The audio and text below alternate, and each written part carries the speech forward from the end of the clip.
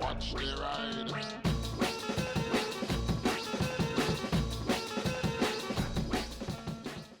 Hey everybody, hope you're all doing alright out there. So recently, within the last year, I made a video talking about the end of the Yamaha R1. It's no longer being sold in the UK in 2025 as a road bike. You can buy it as a track bike only, but there won't be a road bike version. Now, in that video, I gave a few reasons as to why I think Yamaha was doing this. One was they didn't want to try and get it through Euro 5.5, which is like the intermediate between Euro 5 and Euro 6, which comes in 2025. I also said about how the R1's a bit of a weird thing because, you know, it's a super sport bike that's kind of an old man's bike, and the reason I say that is because the only people that could afford that bike, generally in this country, in the insurance, would be people who are a few extra years on, who've got some more free cash.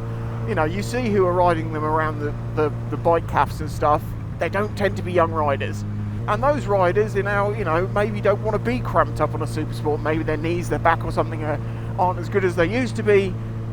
You can see kind of the problem with trying to sell this bike for nigh on 20 grand, or if you want the R1M, it's even more, isn't it?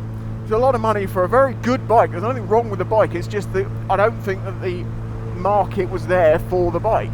So that's why I think they got rid of the R1, and I thought, well, maybe they'll bring it back for the Euro 6 rules in the future, but Yamaha have just announced the Yamaha R9, which I think is going to absolutely knock it out of the park. This bike looks perfect. I've been saying it for years. 1000 cc's, giving them all that power, is not usable on UK roads in realistic terms. Yes, you can in straights and stuff, but in realistic terms, in today's traffic with today's roads, not really. So what they've done to make the R9 is basically taken like the chassis of an R6, although it's not, it's a new frame.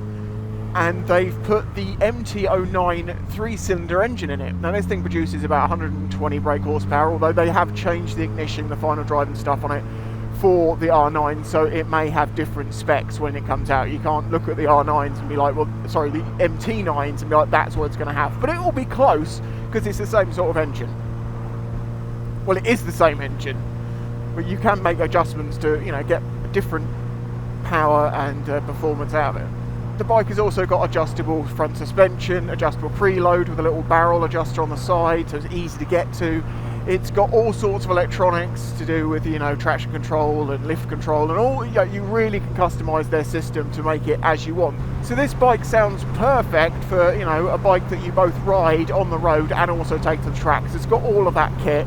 Using that engine also gets it through Euro 5.5, and of course they're going to do that anyway because they want to keep that engine going for a while. It's a good, you know, solution.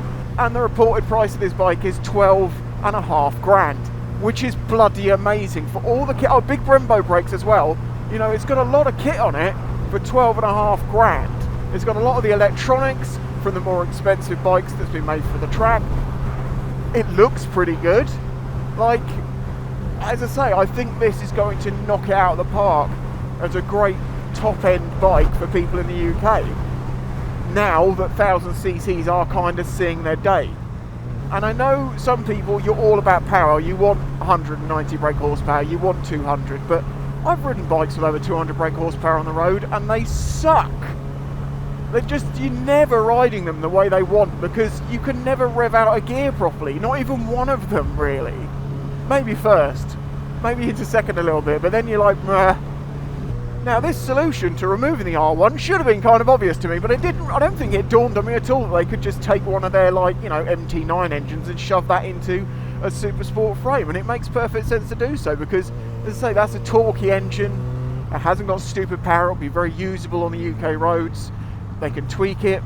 I think it's going to go down very well, as I say.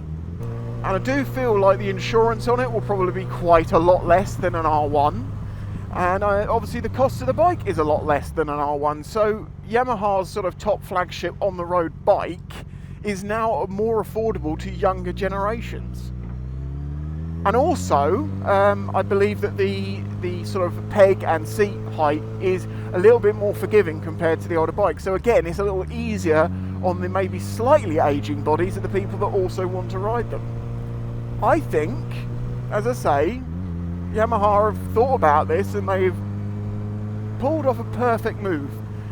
using stuff they already have, developing from stuff they've already been developing for like the R6. All that electronics stuff has obviously been developed over the past few years on the top end bikes, and it all trickles down eventually. Now, it's not as advanced as theirs is now, but it's still very impressive on a bike that's only 12.5 grand. I mean, I'm amazed it's not like 15. So I do think maybe in ways some of my points about, you know, yes, the R1 is there and some people want it, and, you know, some people want to take it on track, but they're going to have the money to do that. Well, that option's still there, because you can still buy the R1 as a track-only bike, and you're going to pay a lot of money for it, no doubt. Or maybe it's less than you'd think, because it hasn't got to qualify through all of the road regulations.